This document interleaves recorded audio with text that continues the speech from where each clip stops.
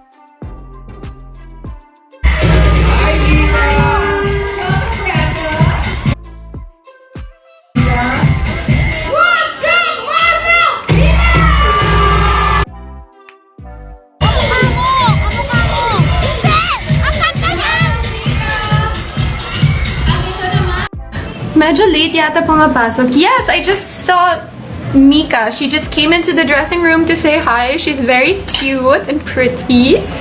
Congratulations to Brecca on winning. Yes, papasok sa showtime. Ay, ang galing! Well, minsan kasi, syempre, I have other work. No, hindi ako absent sa showtime. Andito nga ako ngayon sa dressing room. Anyway, I'll see you guys on showtime today. I gotta go kasi parang 20 minutes na lang. Hindi pa ako nagme-makeup. Hindi pa tapos makeup ko. Okay, bye guys. Thanks for tuning in. I should do this more often so I can be in touch with you guys. Okay, bye! Ano ba i-end to?